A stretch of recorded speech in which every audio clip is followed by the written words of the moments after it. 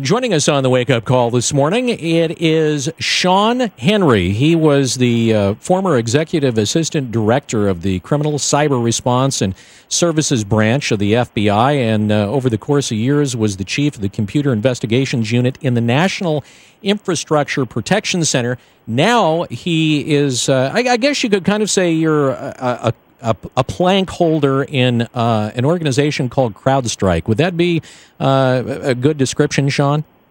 Yeah, I'm president of CrowdStrike Services doing incident response. So I've moved over to the private sector, and I'm still fighting the same fight that I've been fighting in the Bureau for the last 24 years. All right, so over the course, let's start off there. You've been doing this, in essence, for 24 years. Kind of tell us how...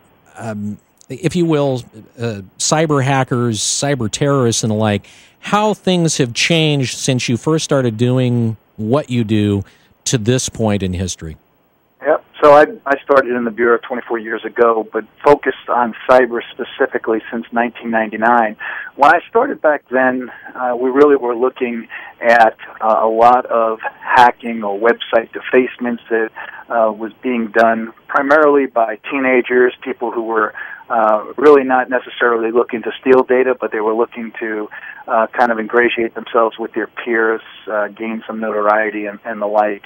But in the intervening years, particularly in the last, I'd say 5, 7 years perhaps, with the proclivity for people to move data to the network, our adversaries have learned that there's an incredible volume of information that's worth trillions and trillions of dollars. And because of that data being available on the network, there are a whole host of folks who are looking to pilfer it, to steal it for their own personal gain. And so how have we done then? I mean, when we started talking about firewalls and antivirus protectionware and the like, I mean, really, how good of a job do those particular systems do for, you know, the average company or average corporation? Well, you know, we've talked about defense in depth for a long time, so it's really important to maintain a firewall and an intrusion detection system that would alert you when somebody's trying to breach your network, to have antivirus in place to look for malware. That's really important to have, but the sophistication of the adversaries is such in the last few years that a really sophisticated adversary will be able to breach any network given adequate time and money. And because of that, we've really got to change the security paradigm. And it's not just enough anymore to have defense in depth, although you have to certainly continue to have that, but that's not unilateral. You've got to be constantly hunting on your network for the adversary. It's interesting. You were recently interviewed by CNBC, and you made an interesting comment, and you said there are organizations that have been breached, and there are organizations that don't know yet that they've been breached. It sounds to me almost like you're saying that there is 100% chance that, you know, likely you've been hacked. I think likely is the operative word. The adversaries that I've seen, and working in the FBI, I've worked with the U.S. intelligence community quite extensively over the years, and the breadth and depth of the attacks that I've seen really go to the very fabric of this country's economy and national security. And I can't tell you how many times FBI agents have shown up at organizations, major companies, and told them that they were breached. And we found that out because in the course of another unrelated investigation, we identified a company's data outside of their network through a legal interception or some other type of investigation. We found their data. And when we showed up and told the company that they'd been breached, they, in some cases, had no idea that they'd been breached.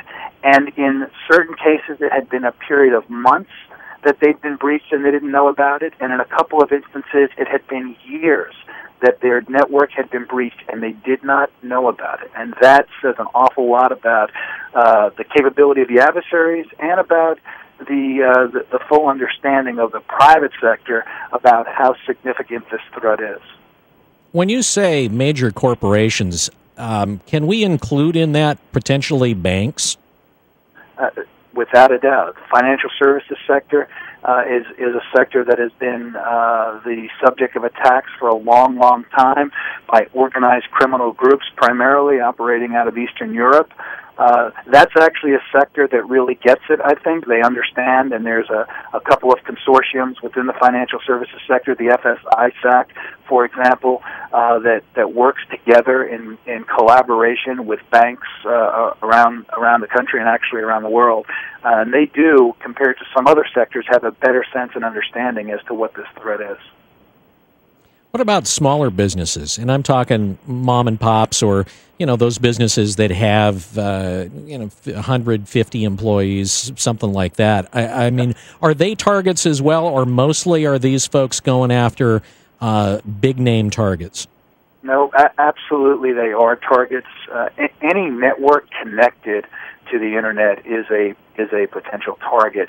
And some of these small and medium companies are actually probably larger targets to a certain extent because they don't necessarily have the awareness or the protection in place. Many of these major corporations, while they're big targets because of the intelligence that they maintain, the intellectual property and the research and development that they have in their networks, they're big targets, but many of them have pretty capable IT departments in place who have familiarity and understanding.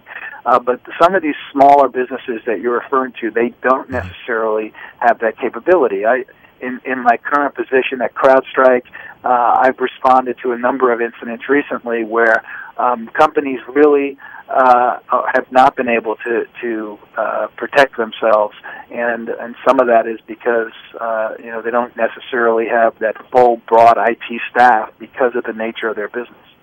And I would imagine too that there is a limit on the amount of money that most of the smaller business can spend for something like this. Sure, resources are always an important consideration. But I think that when companies are looking at investing in this space, they have to look at the overall risk. And the reality of it is your entire organization is at risk.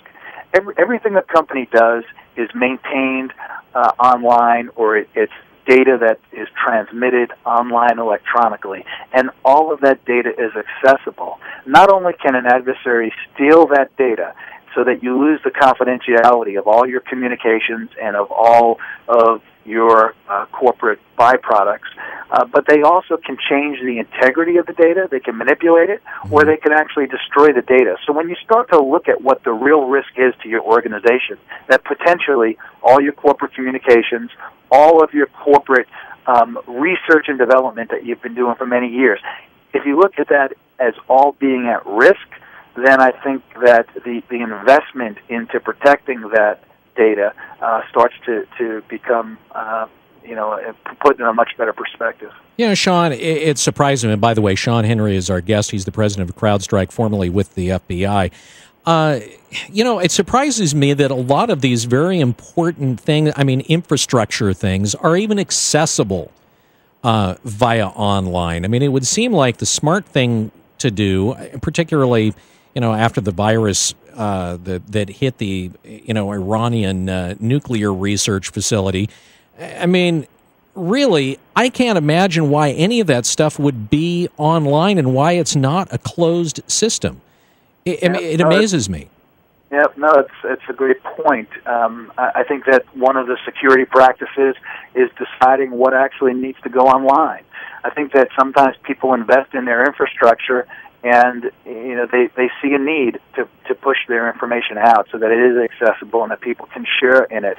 But again, I think if people really understand the threat, how significant the threat is, and if they really understand the risk, then they'll make different choices to move their data, to actually pull data offline so that it's not accessible. One of the big things with this threat, for me, in my experience, particularly in the Bureau, is that it's so hard for people to wrap their arms around and understand what it really means.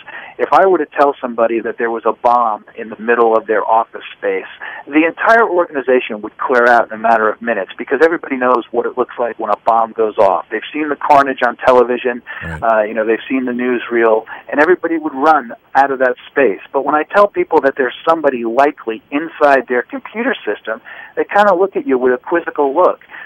Because they don't understand. You can't see it, you can't touch it, you can't feel it. And because of that, it's very difficult to resonate with people. So you're absolutely right. I think that as people start to get a better understanding of what this means, they understand what the risk is to the viability of their organization, they will look to move critical information off of the network, or at the very least compartment it from the rest of the network. Absolutely. Shawn, unfortunately, we didn't get to all the topics I wanted to get to. We're up against the clock here. For folks that want more information about CrowdStrike and kind of what you do, why don't you give them a website where they can go and take a look? Sure. Our website is crowdstrike.com, CROWDSTRIKE.com. We've got a blog there and some additional information that would be helpful. And by the way, it's a great blog, if I can throw in a plug for you.